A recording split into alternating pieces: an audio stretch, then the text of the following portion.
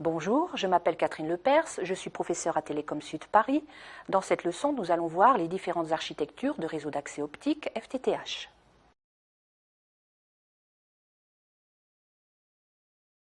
Les opérateurs de télécommunications ont choisi les longueurs d'onde suivantes dans les réseaux d'accès optique. La longueur d'onde 1,49 micromètres a été choisie dans la voie descendante de la tête de réseau vers les utilisateurs.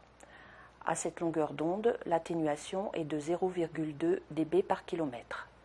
Ils ont choisi la longueur d'onde 1,31 micromètre dans la voie montante des utilisateurs vers la tête de réseau. À cette longueur d'onde, l'atténuation de la fibre est de 0,5 dB par kilomètre. Dans l'architecture point-à-point, l'utilisateur final est relié à la tête de réseau par un lien optique. Lorsque ce lien optique est constitué de deux fibres, les données montantes et descendantes empruntent ces deux fibres. Dans ce cas, il n'y a aucun problème de collision entre les données descendantes et les données montantes.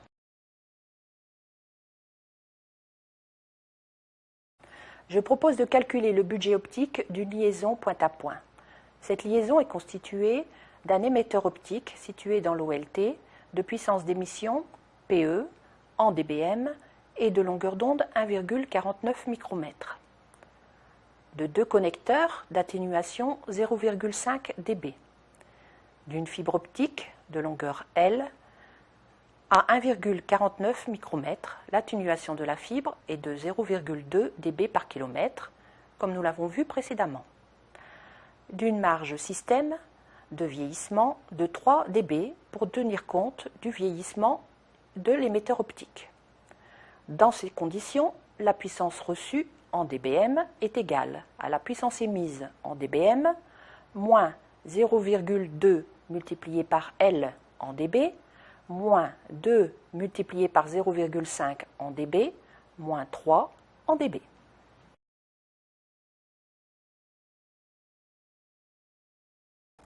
Supposons une puissance d'émission PE égale 0 dBm. Suivant le tableau d'équivalence, cela signifie que la puissance linéaire PE-line est égale à 1 mW. En résumé, les dBm sont des dB rapportés à 1 mW.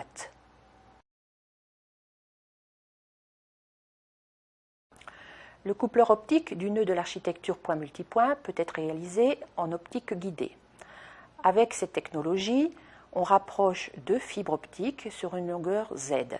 Et par onde évanescente, on couple la puissance lumineuse injectée dans la branche 1 du coupleur dans les branches 3 et 4 de sortie du coupleur.